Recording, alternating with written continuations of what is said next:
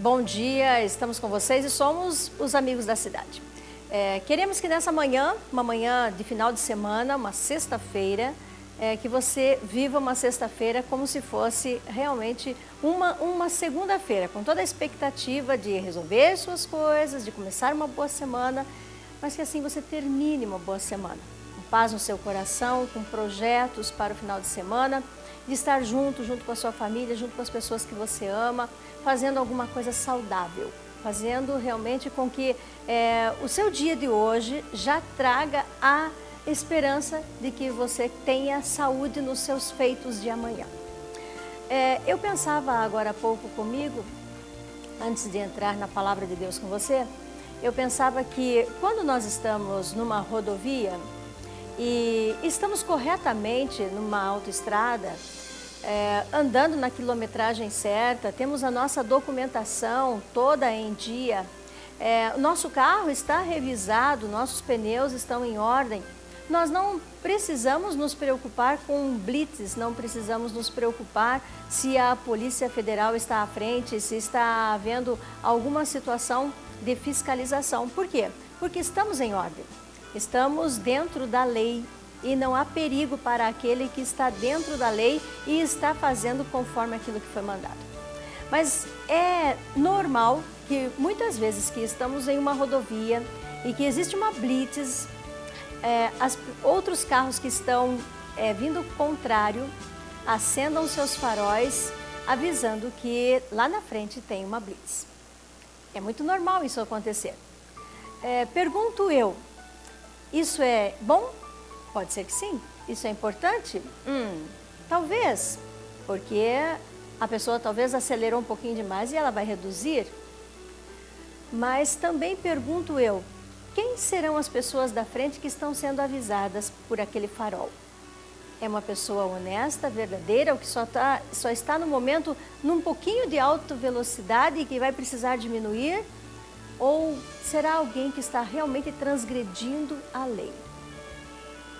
Avisar aquele que está transgredindo a lei, para que coloque a sua vida em ordem rapidinho, para que não seja multado ou pesado na balança, pode trazer consequências sérias, porque este mesmo pode dizer lá na frente, consegui burlar e posso continuar fazendo o meu erro.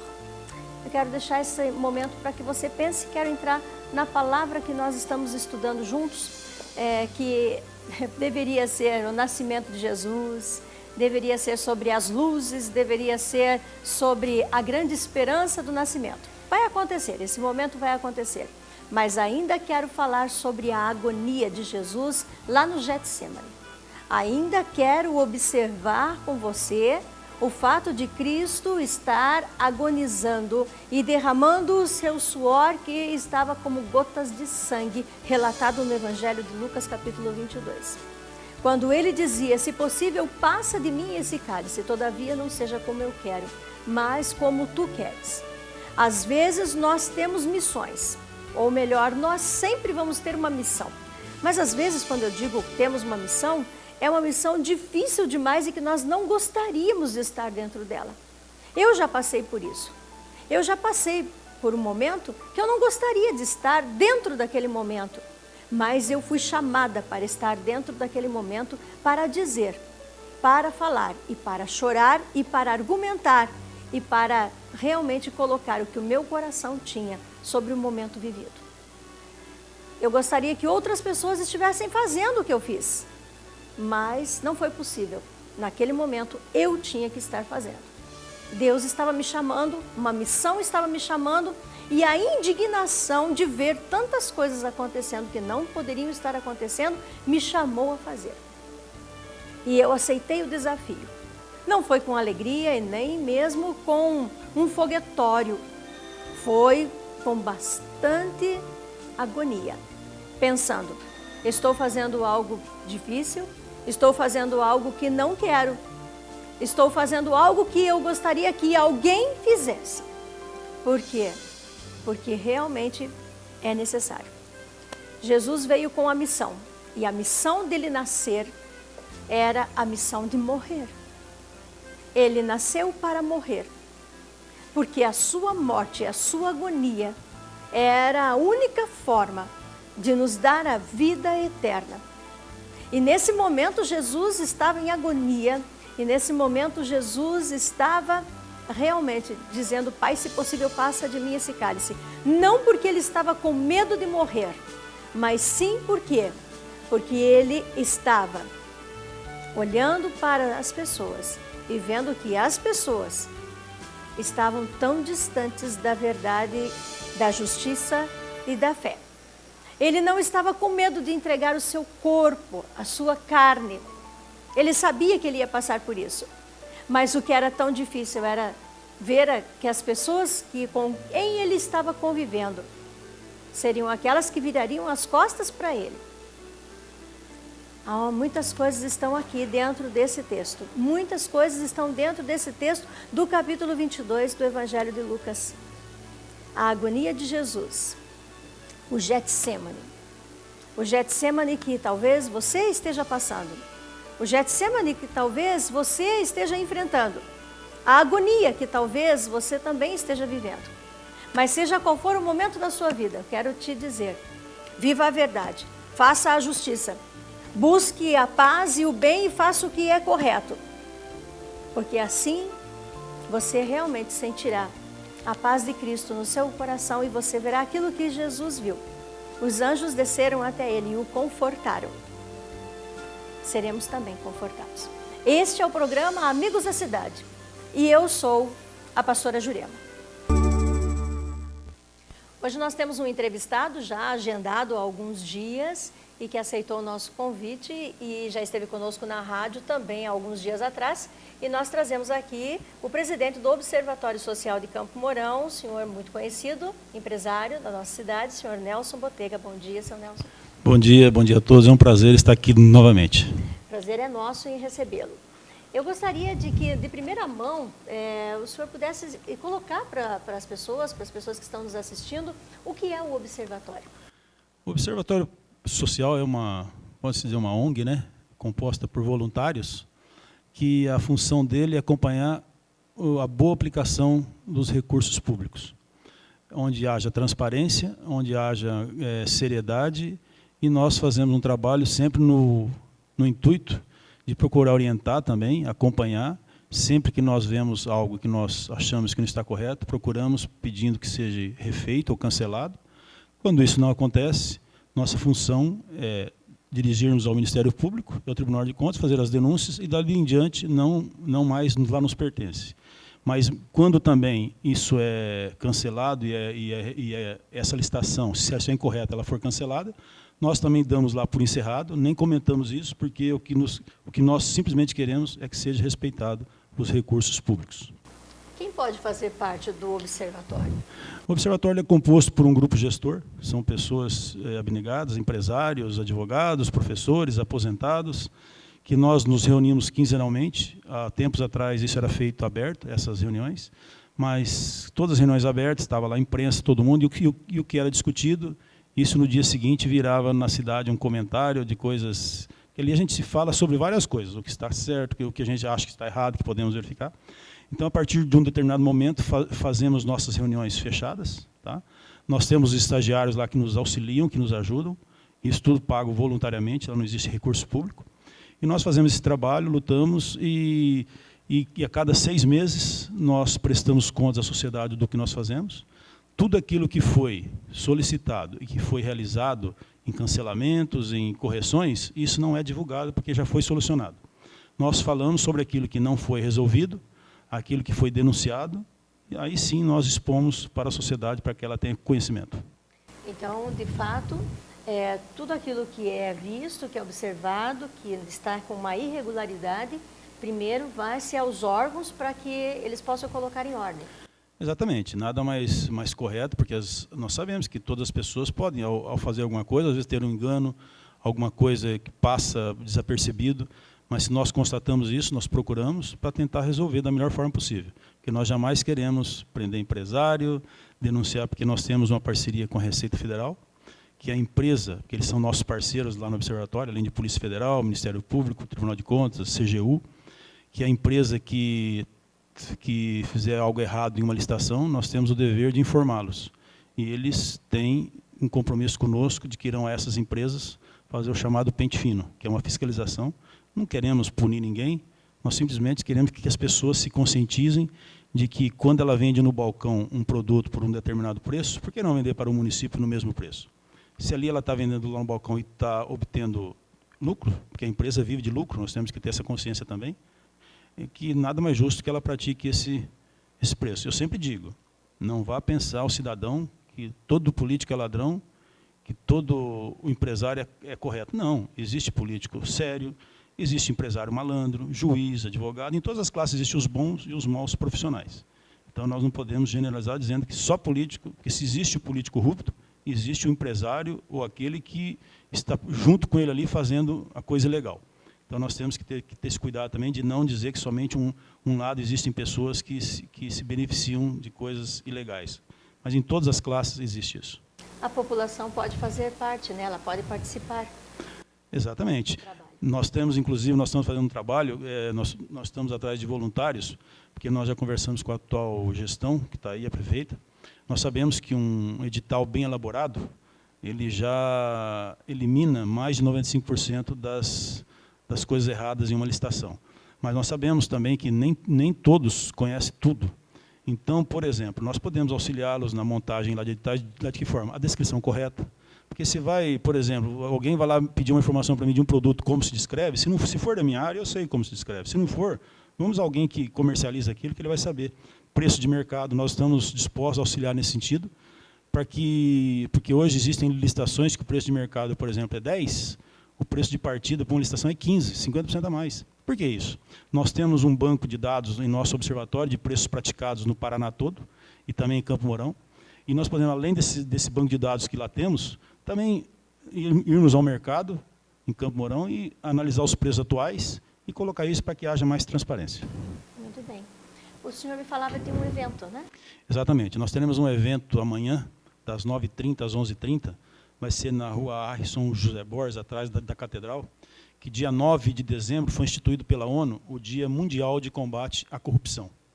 E nós, nesse próximo dia 7, vamos fazer um evento, distribuindo uns panfletos ali para os carros que ali passarem, as pessoas, porque nós queremos, a nossa meta, o que é? Área livre de corrupção. O que é uma área livre de corrupção? É onde o cidadão, o empresário, as organizações, o setor público, onde pessoas têm as boas práticas da ética, da moral, da decência, do respeito. A partir do momento que isso acontece, naquele local onde está aquela pessoa, ali é uma área livre de corrupção. Então, nós queremos conscientizar as pessoas que, se cada um fizer a sua parte, nós vamos dificultar muito que haja desvios, que haja o desrespeito aos recursos públicos. Então, essa é uma coisa muito interessante. Nós queremos conscientizar as pessoas. Nós sabemos que é muito fácil você falar em ética a hora que você está no meio de pessoas. Mas a hora que você está sozinho lá na sua mesa, ali você tem que fazer uma análise. Eu estou sendo ético no que eu estou fazendo? Ali você está sozinho, ali ninguém está te vendo. Eu acho que isso é uma coisa que nós temos que refletir, que pensar muito. É uma coisa muito interessante. E dizer também que no próximo dia 11, na outra semana, nós temos um projeto que nós estamos com toda a sociedade de Campo Mourão discutindo, que é um fórum lá de discussão, inclusive que você também faz parte, o que nós queremos nos próximos 20 anos para Campo Mourão. E estará aqui o Adriano, é um senhor aposentado, ex-professor de matemática, estatística e economia da Universidade Federal lá do Rio Grande do Sul. E ele desenvolveu um sistema que ele desenvolveu lá para a cidade dele, e nós somos a segunda cidade para Campo Mourão, onde lá, ele vai vir lá nos apresentar, e nós vamos ter isso disponível lá no observatório, onde teremos por índices oficiais, tá? Onde está o nosso, por exemplo, como nós estamos per capita em saneamento, os investimentos, em educação, em saúde, mesmo porque o próprio prefeito ele pode acessar aquilo ali e ver onde nós estamos com índice baixo. E, em cima disso, desenvolver programas, projetos para que aquilo cresça. Porque no passado nós víamos o prefeito dizer, eu recebi um primeiro lugar no Rio de Janeiro disso, mas ele não disse que, às vezes, em outros, ele estava com negativo em vários. Então, quando a pessoa disser isso, nós vamos acessar, vamos falar, realmente, você esteve em primeiro aqui, mas nesse aqui você deixou que eles não falam, onde está, a coisa está difícil. Então, a nossa ideia é que isso vai ser no dia 11, às 18h30, lá no auditório do Sebrae. Então, o pessoal do fórum vai estar lá. E estamos convidando toda a imprensa, toda a sociedade, para que lá esteja, para que nós possamos mostrar, o poder público também é importante que esteja lá, para conhecer esse projeto, que é uma coisa que nós estamos implantando para tentar ajudar a boa aplicação lá do recurso público e onde tem um melhor resultado também. Isso é uma coisa muito interessante. Muito interessante mesmo. Voltando ao primeiro, ali no sábado, amanhã, todos podem participar? Exatamente, todos podem estar lá, nós estaremos lá, todos com camisetas, identificando quem são as pessoas, mas que esteja lá conosco, a imprensa, para divulgar. Nós queremos que as pessoas comecem... Muita gente não acredita, mas o país está mudando, sim. Muita gente ainda acha que o levar vantagem é uma coisa que ainda prevalece. Mas não, existe muita gente boa, existe muita gente que quer transparência, e nós temos que nos unir contra esses desmandos que aí estão, para que possamos ter porque eu sempre digo, quando você valoriza o cidadão e não a próxima eleição, as coisas acontecem de uma forma muito mais interessante. E se o político for inteligente, fizer isso, automaticamente ele vai ter o reconhecimento lá na frente. Mas se ele ficar pensando na próxima eleição, com certeza vai ter um fracasso. É verdade. Seu Nelson, falando do dia de amanhã e falando de das pessoas poderem participar e ver isso com tão bons olhos, por quê? Porque isso diz respeito à nossa vida, à nossa casa, à nossa família, ao nosso dia a dia, à nossa cidade. Então, tudo que o Observatório tem feito e tem praticado leva a todos nós ao conhecimento e, principalmente, à ação.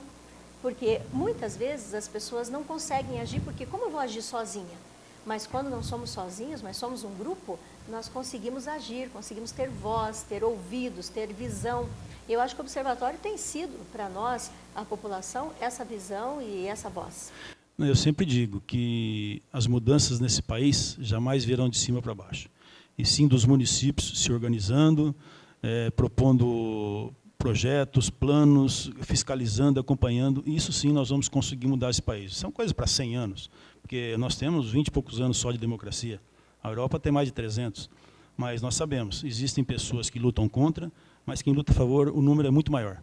Então, eu acho que se nós lá nos unirmos, vamos atingir os nossos objetivos, que é uma coisa muito interessante. Também queria dizer a você que esses dias atrás houve muito comentário sobre o Observatório. Que bom, que ao menos nós tivemos lá na mídia, as pessoas lá nos conheceram, mas coisas desagradáveis até.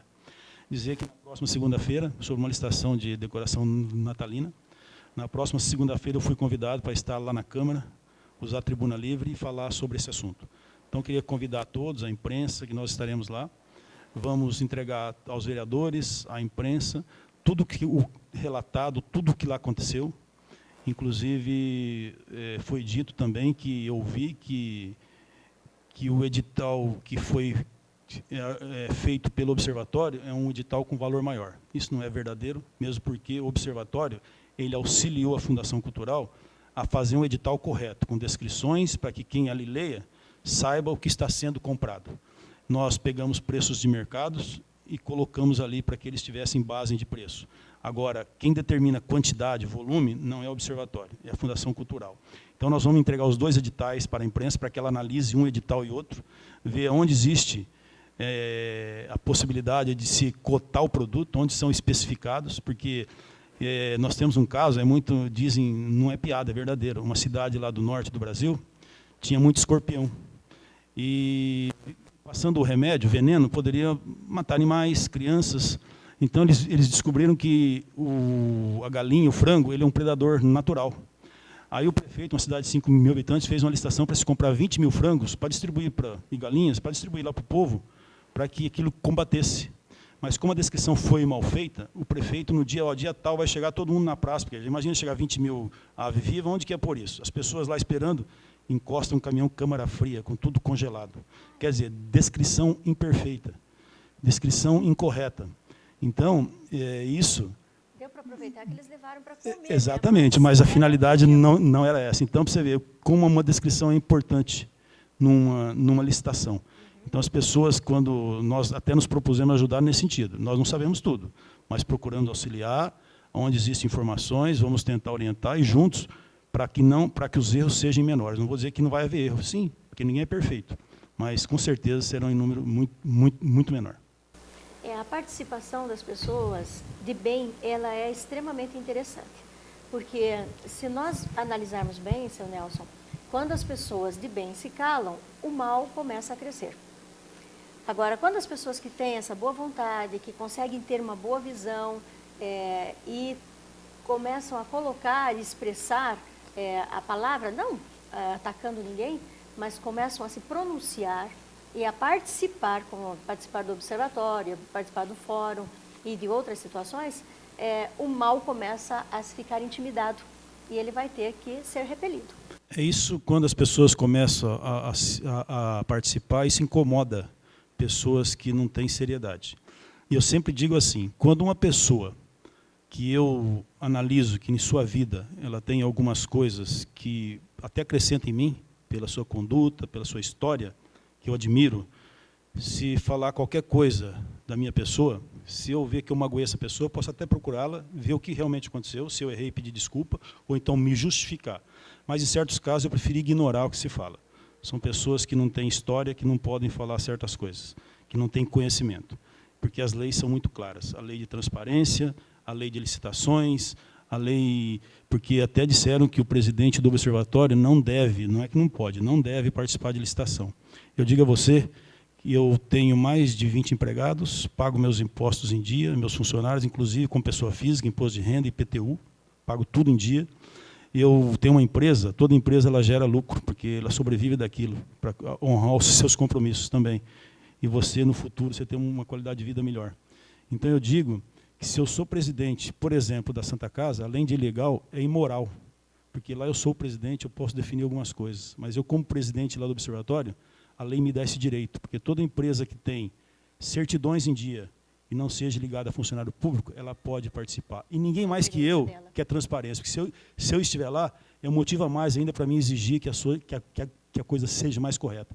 Então, pessoas falam sem conhecimento lá de leis. Pessoas que, inclusive, fazem leis.